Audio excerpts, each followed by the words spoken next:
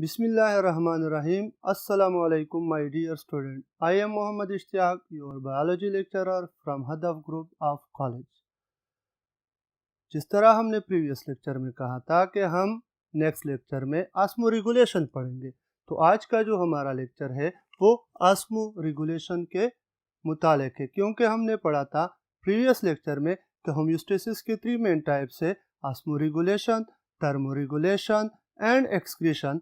तो हम आज उसका फर्स्ट टाइप पढ़ेंगे जिसका नाम है osmoregulation. Osmo means water and solute, regulation means to regulate.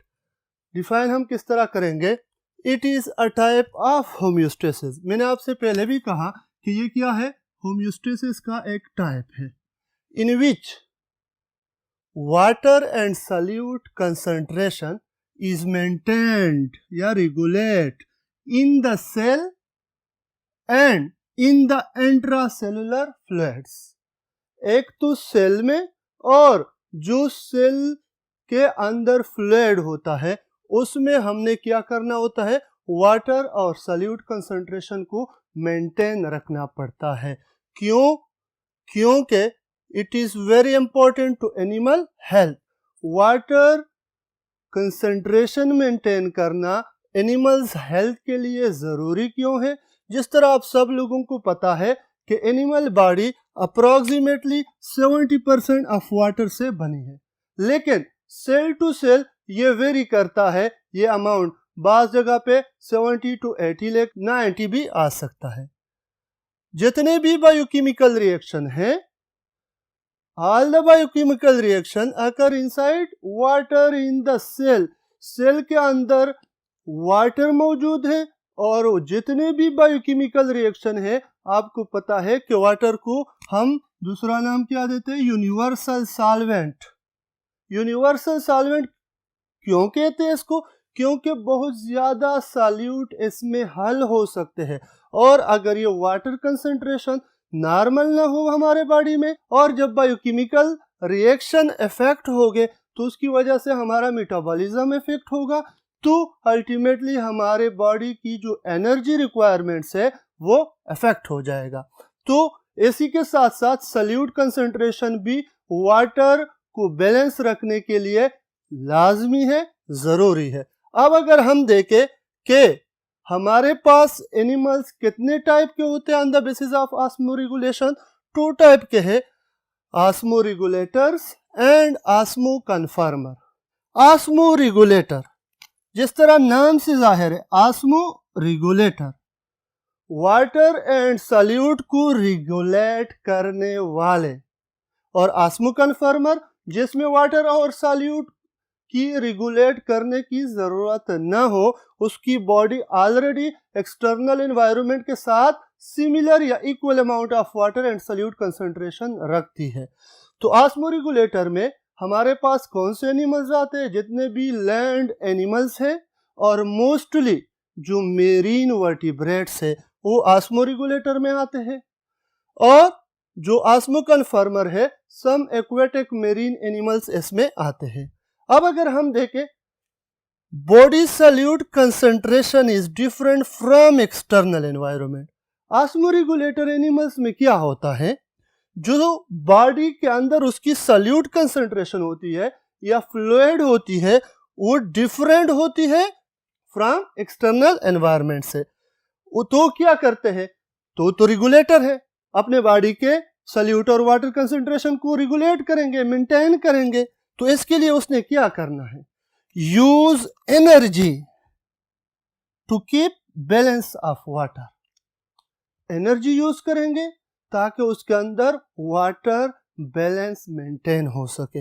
And दूसरा क्या, साल्ट्स वाटर और साल्ट को मेंटेन करने के लिए वो क्या करेंगे, एनर्जी यूज करेंगे, और ये एनर्जी उसकी बॉडी में होती है, मेटाबॉलिज्म से प्रोड्यूस होती है। फिर अगर वो फ्रेश वाटर एनिमल्स है तो excrete water to the outside environment, क्योंकि फ्रेश वाटर में साल्ट की कमी होती है, तो उसकी बॉडी में तो ज्यादा वाटर आता है, तो ज्यादा वाटर रिमूव करेगा और साल्ट्स को कंजर्व करेगा। और ऐसे एनिमल्स जो फ्रेश वाटर होते हैं वो कौन सी यूरिन खारिज करेंगे, एक्सक्रीट करेंगे? और डाइल्यूटेड यूरिन। डाइल्यूटेड यूरिन का मतलब जिसमें वाटर की अमाउंट ज्यादा हो। नेक्स्ट हमारे पास एक्सक्रीट साल्ट्स इन मेरीन वाटर। अगर वो मेरीन वाटर एनिमल्स है तो साल्ट एक्सक्रीट करेगा।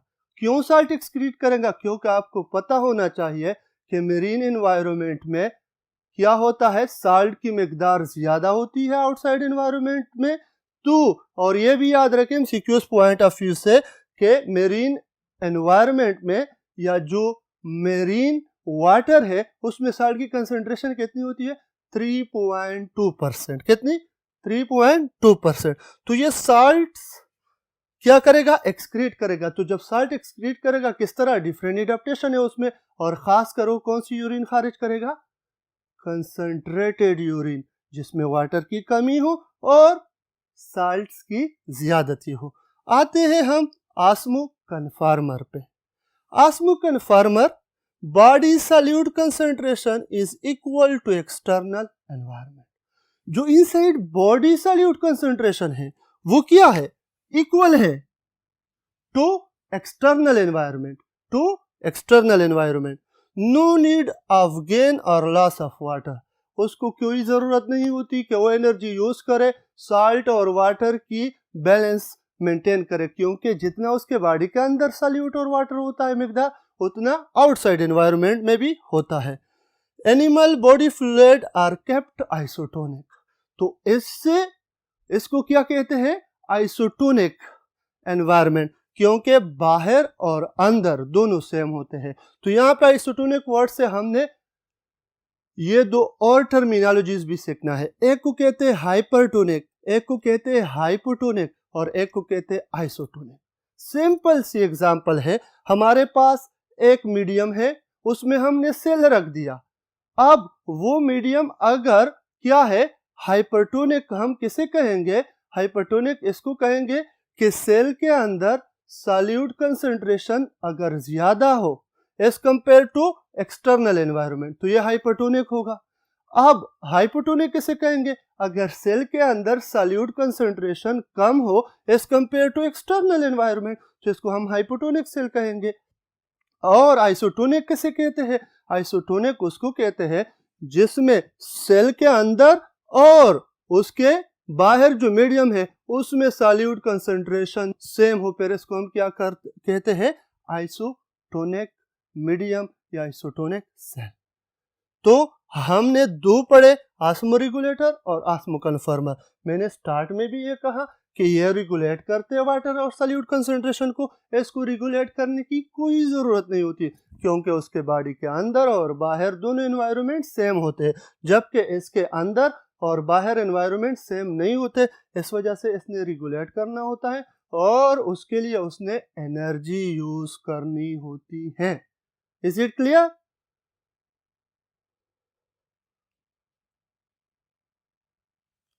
नो हम पढ़ते हैं osmoregulation in animal in different environment या osmoregulation in different environment.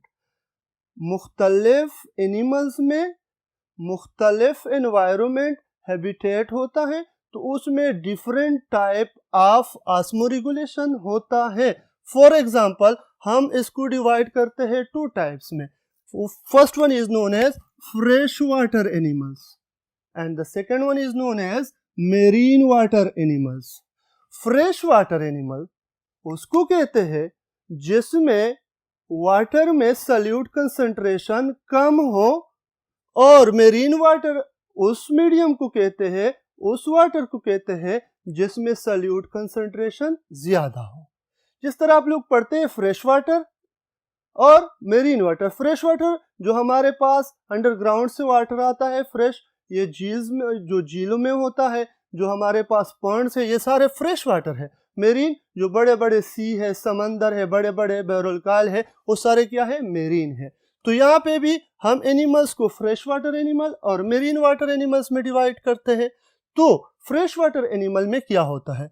Water यहाँ पे मैक्सिमम होता है, जबकि साल्ट मिनिमम होता है। ऐसे एनवायरनमेंट में मीडियम में वाटर मैक्सिमम है, जबकि साल्ट क्या होता है?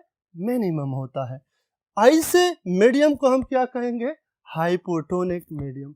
इस तरह पहले भी मैंने कहा कि hypotonic medium, water maximum and salt minimum. तो प्रॉब्लम क्या होता है ऐसे एनिमल्स को? जहां पे वाटर की फरावानी हो और साल्ट्स की कमी हो। तो ऐसे एनिमल्स को प्रॉब्लम क्या होता है? हाइड्रेशन का। हाइड्रेशन किसे कहते हैं? Swelling up.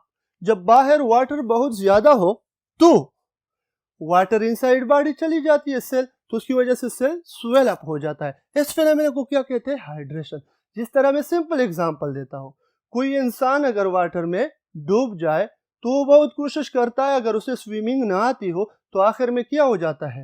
वो डूब जाता है। जब डूब जाता है, जब तक उसमें सांस होती है वो डूबता है, जब वो मर जाता है तो वो पानी के सतह के ऊपर आ जाता है और वो फुला हुआ होता है, बहुत ज्यादा वाटर उसके अंदर गया होता है, स्वेल हुआ होता है हाइड्रेशन की वजह से। इसी तरह इन फ्रेश वाटर एनिमल्स को भी प्रॉब्लम किससे होती है? हाइड्रेशन। जिस तरह आप इस डायग्राम में देख रहे हैं कि ये हमारे पास एक फ्रेश वाटर फिश है। ये क्या करता है? अगर आप देखें, ड्रिंक लिटिल वाटर। ये पानी क्यों कम पिएगा? क्योंकि उसमें साल्ट की मिकदार कम है। अगर वो ज्यादा पानी पिएगा तो वो ज्यादा यूरिन सीक्रेट करेगा, जिसकी वजह से साल्ट की कमी आएगी बॉडी में। तो सबसे पहले ड्रिंक लिटिल वाटर। यहाँ पे उसके गिल्स होते हैं, actively takes up ion through gills. बाहर से क्या करेंगे? एक्टिवली यहाँ पे स्पेसिफिक सेल्स होते हैं जिसको कहते हैं आयोनोसाइट्स। क्या कहते हैं? आयोनोसाइट्स। आयोनोसाइट्स स्पेसिफिक साल्ट सेल्स होते हैं जो कि फिशेस के गिल्स में होते हैं और साथ में एम्फीबियन के स्किन में पाए जाते हैं। इसके जरिए ये एक्टिवली ट्रांसपोर्ट करता है किसको? आयंस को टू बॉडी। एक्टिवली ट्रांसपोर्ट का मतलब क्या है? बाहर एनवायरनमेंट में तो क्या है? सॉल्यूट की मिकदार कम है, अंदर ज्यादा है, लेकिन फिर भी उसको कंजर्व करना पड़ता है, उसको स्टोर करना पड़ता है। तो एनर्जी लगा के इन आयोनोसाइट सेल के जरिए बॉडी में एक्टिवली ट्रांसपोर्ट करते हैं आयंस को। तो ये भी याद रखें एमसीक्यूज के लिए कि आयोनोसाइट्स कहाँ पे होते हैं? Skin of amphibians and gills of fishes. अब next number third, observe water through skin. Skin के जरिए ये वाटर ऑब्जर्व करते हैं। और नंबर 4 अगर आप देखें, excrete dilute urine. Dilute urine मैंने क्यों लिखा है? आप लोगों को पता है कि बाहर एनवायरनमेंट में वाटर की मिकदार ज्यादा है, सॉल्यूट की कम है। तो ये एक्सेस अमाउंट से अपने आप को किस तरह बचाएगा? क्योंकि इसको प्रॉब्लम होती है हाइड्रेशन से, ज्यादा वाटर, पैसिवली वाटर उसके बॉडी के अंदर जाता है। तो इस वजह से वो ऐसे यूरिन एक्सक्रीट करेंगे जिसमें वाटर बहुत ज्यादा हो, साल्ट की मिकदार कम हो। ऐसे यूरिन को कहते हैं डाइल्यूट यूरिन। क्या कहते हैं? Dilute urine. अब एडाप्टेशन में डाइल्यूट यूरिन प्रॉब्लम को खत्म करने के लिए उसको एडाप्टेशन करते हैं। एडाप्टेशन में adjustment of an organism to environment. तो एडाप्टेशन में डाइल्यूट यूरिन एक्सक्रीट करेगा, साल्टी फूड खाएगा। क्या? साल्टी फूड खाएगा जिसमें साल्ट्स हो, और आयोनोसाइट्स जो गिल्स में मैंने आपको बता दिया। अब ये हो गया हमारे पास फ्रेश वाटर एनिमल्स। अब जाते हैं मेरीन वाटर एनिमल्स में। मेरीन वाटर एनिमल्स में वाटर मिनिमम, वाटर की मिकदार क्या है? कम है, और साल्ट की मिकदार ज्यादा होती है। जिस तरह मैंने पहले भी बताया कि मेरीन वाटर में अप्रॉक्सीमेटली 3.2% साल्ट्स होते हैं। तो इस मीडियम को हम क्या कहेंगे? Hypertonic medium. Hyper solute concentration ज्यादा मीडियम। तो ऐसे में क्या करेंगे? ये हमारे पास फिश है, ड्रिंक एम्पल वाटर, बहुत ज्यादा वाटर अंदर बॉडी में लेके जाएगा, जिसकी वजह से क्या होगा? Excrete water through gills. Gills के जरिए वाटर एक्सक्रीट करेगा, और loss water through skin. Excess amount of water उसने पिया है, वाटर को बाहर खारिज करेगा। और 4 एक्सक्रीट कंसंट्रेटेड यूरिन। अब उसके बॉडी के अंदर तो सॉल्यूट की मिकदार ज्यादा है, तो क्या करेगा, एक्सेस अमाउंट ऑफ यूरिन को एक्सक्रीट करेगा। क्या करेगा, एक्सक्रीट करेगा, ताकि सॉल्यूट से छुटकारा पाए वो। अब प्रॉब्लम उसमें क्या आता है, डिहाइड्रेशन, वाटर की कमी आती है। वाटर की कमी आती है, इस फिनोमेना को क्या कहते हैं, डिहाइड्रेशन। हाइड्रेशन वाटर ज्यादा आना, डिहाइड्रेशन वाटर की कमी होना बॉडी में। तो ये क्या करेगा, एक्सेसिव साल्ट्स को क्या करेगा, एक्सक्रीट करेगा। मतलब क्या, एक प्रॉब्लम तो डिहाइड्रेशन है, दूसरा प्रॉब्लम क्या होगा, एक्सेसिव साल्ट। चूंकि वो किस एनवायरनमेंट में है, हाइपोटोनिक में, तो उसको उसके बॉडी में एक्सेसिव अमाउंट ऑफ साल्ट्स भी होंगे। जिससे छुटकारा पाने के लिए एक तो उसने क्या करना है, कंसंट्रेटेड यूरिन रिलीज करना है, एक्सक्रीट करना है। दूसरा एडाप्टेशन क्या है, वो हम नेक्स्ट स्लाइड पे पढ़ते हैं। एडाप्टेशन, अब मेरीन एनवायरनमेंट में जो एनिमल्स रहते हैं उसमें एडाप्टेशन किस तरह होगा, सोडियम, क्लोरीन एंड पोटेशियम ये रिमूव करेंगे अक्रॉस गिल एपिथेलियम। ये क्या करेंगे, रिमूव करेंगे इन सोडियम, क्लोरीन और पोटेशियम, ये क्या है, साल्ट से, सॉल्यूट से, ये गिल एपिथेलियम के थ्रू क्या करेंगे, एक्सक्रीट करेंगे।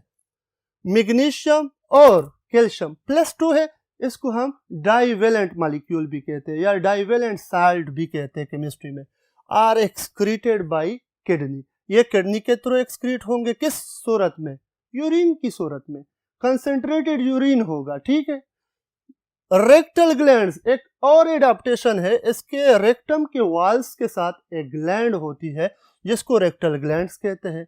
ये क्या करते हैं, remove salts into digestive tract. आपको पता है कि rectum is the part of large intestine, वो क्या करते हैं, ये ग्लैंड ये साल्ट को डाइजेस्टिव ट्रैक्ट में क्या कर देते हैं, remove, which are then eliminated through egestion. जो एलिमिनेट हो जाते हैं फिर किसके थ्रू, इजेशन। इजेशन मीन्स जब हम कोई चीज बाहर खारिज करते in the form of faeces, in the form of faeces, तो इजेशन के थ्रू वो एक्सेस अमाउंट ऑफ साल्ट्स को रिमूव करते हैं। यह रेक्टल ग्लैंड बहुत इंपॉर्टेंट है, याद रखें, यह जो हमारे पास मेरीन एनिमल्स है इसमें पाई जाती है। और इसका बेसिक फंक्शन क्या है कि जितने भी साल्ट्स होते हैं उसको डाइजेस्टिव ट्रैक्ट में रिमूव कर देते हैं, वहां से एलिमिनेट होते हैं इजेशन के थ्रू। अब आ जाए टेरेस्ट्रियल एनिमल्स की तरफ। टेरेस्ट्रियल एनिमल्स को सिंपली हम लैंड एनिमल्स भी कहते हैं, जिस तरह हम हैं, हम एनिमल्स है, लैंड एनिमल्स है। इसका दूसरा नाम क्या है, लैंड एनिमल्स। इनको एक ही प्रॉब्लम होती है, किस चीज की, डिहाइड्रेशन, क्योंकि हम तो पानी में नहीं रहते, तो हमें किस चीज का प्रॉब्लम होगा, डिहाइड्रेशन, वाटर की कमी की। तो हमारे पास इसमें आर्थ्रोपोड्स आते हैं। आर्थ्रोपोड्स अगर आप लोगों ने फर्स्ट ईयर में पढ़ा है एनिमल डाइवर्सिटी में, आर्थ्रोपोड्स जायंटेड लेग्स रखने वाले, तो इसके बॉडी पे काइटिनियस एक्सोस्केलेटन होती है। क्या होती है, काइटिनियस एक्सोस्केलेटन। और वर्टिब्रेट्स जिसमें हम आते हैं उसमें क्या होता है, डेट केराटिनाइज स्किन। जिस तरह हमारी स्किन है केराटिन प्रोटीन से बनी है, डेट केराटिनाइज स्किन। ये क्या करते हैं, ये दोनों सक्सेसफुल ग्रुप ऑन लैंड है। एमंग इनवर्टिब्रेट्स क्या है, आर्थ्रोपोड्स है, और वर्टिब्रेट्स में क्या है, बर्ड्स, रिप्टाइल्स और मैमल। बर्ड्स, रिप्टाइल और मैमल, ये तीनों वर्टिब्रेट्स है और ये successful group of land animals है। और इनवर्टिब्रेट्स में कौन आता है, आर्थ्रोपोड्स आते हैं। तो इन दोनों में एडाप्टेशन किस तरह हुई, कि इसमें काइटिनियस एक्सोस्केलेटन है और इसमें डेट केराटिनाइज स्किन है। तो ये क्या करते हैं, reduce water loss by their bodies. इन दोनों का फंक्शन ये है कि ये वाटर लॉस प्रिवेंट करता है, रुकता है बॉडी से। इस तरह ये फिर डिहाइड्रेशन से बच जाते हैं। आते हैं डिजर्ट एनिमल्स। डिजर्ट एनिमल्स कौन होते हैं, जो डिजर्ट में रहते हैं, जो सहराओं में होते हैं। इसकी बहुत जबरदस्त एग्जांपल क्या है, कैंगरो रैट। कैंगरू रेट एक स्मॉल माउस है, सहराओं में रहते हैं। इसने एडाप्टेशन किस, क्योंकि सहरा में तो वाटर होता ही नहीं है, इस वजह से आईसी ऑर्गेनिज्म को क्या कहते हैं, कैंगरू रेट के लिए हमारे टेक्स्ट बुक में दिया गया है anhydrobiosis. An means without, an means without, hydro means water, biosis means life, life without water. अब आप लोग कहेंगे कि जिंदगी वाटर के बगैर किस तरह मुमकिन है? अगर कोई ऑर्गेनिज्म पानी ना पिए तो किस तरह जिंदा रह सकता है? तो इसने एडाप्टेशन किस तरह की है? एक तो इसने मेटाबॉलिक एडाप्टेशन किया है और सेकंड इसने बिहेवियरल एडाप्टेशन किया है। मेटाबॉलिक एडाप्टेशन का मतलब क्या है कि ये सीड्स खाते हैं। सीड्स का मतलब क्या है? सीड्स में लार्ज अमाउंट ऑफ कार्बोहाइड्रेट्स होते हैं। क्या होते हैं? कार्बोहाइड्रेट्स। वो जब वो यूज कर लेते हैं तो उसकी मेटाबॉलिज्म होती है, ब्रेकडाउन होती है। जब वो ब्रेकडाउन कर लेते हैं उसके, तो उससे क्या निकलता है? C6H12O6 plus O2, CO2 plus H2O plus energy, तो H2O बन जाता है एज बाई प्रोडक्ट और उस H2O को यूटिलाइज करता है तमाम फंक्शंस के लिए। 90% वाटर वो एस से मेंटेन करता है। दूसरा काम क्या करता है? ताकि उसकी बॉडी से क्या ना हो जाए, इवापोरेशन ना हो जाए, वाटर स्किन के थ्रू बाहर न चला जाए, इसको रोकने के लिए उसने एक बिहेवियरल एडाप्टेशन अडॉप्ट किया है जिसको कहते हैं nocturnal. Nocturnal animals are those animals which do their activity during night time. Nocturnal animal kangaroo rat इस वजह से है कि वो रात के वक्त निकलते, दिन में सूरज में नहीं निकलते, क्योंकि सूरज की रेस जब उसकी बॉडी पे पड़ेगी तो हीटअप होगा, जिसकी वजह से स्वेटिंग स्टार्ट हो जाएगी और उसकी बॉडी में ऑलरेडी वाटर की डिहाइड्रेशन की प्रॉब्लम है, तो इस वजह से वो ज्यादातर रात के वक्त ही अराइज होते हैं, दिन के वक्त नहीं होते।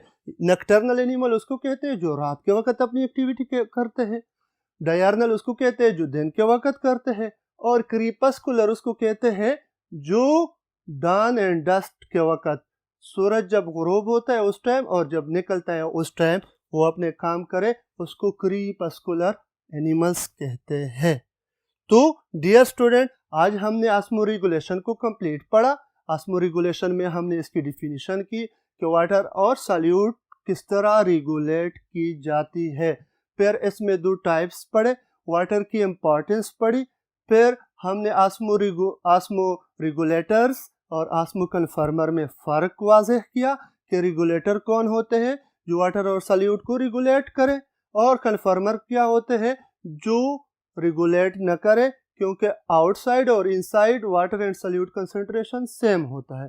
फिर हमने उसके बाद डिफरेंट एनवायरनमेंट में डिफरेंट एनिमल्स की ऑस्मोरेगुलरिटी पढ़ी, जिसमें फ्रेश वाटर एनिमल्स आ गया और साथ में मेरीन एनिमल्स आ गए, और फिर फ्रेश वाटर में हमने उसके प्रॉब्लम पढ़े और फिर उसकी एडाप्टेशन, और इसी तरह मेरीन एनवायरनमेंट में भी प्रॉब्लम पढ़े और एडाप्टेशन, और लास्ट में हमने फिर टेरेस्ट्रियल एनिमल्स जिसमें आर्थ्रोपोड्स इन्वर्टिब्रेट का जिक्र हो गया, और थर्ड सेकेंड वन क्या हमने पढ़ा, उसमें वर्टिब्रेट्स में रिप्टाइल्स, बर्ड्स और मेमल्स पढ़े, फिर उसकी एडाप्टेशन पढ़ी, और साथ में कैंगरू रेट। और कैंगरू रेट ये इंपॉर्टेंट है, एनहाइड्रोबायोसिस फिनोमेना कहाँ पे है?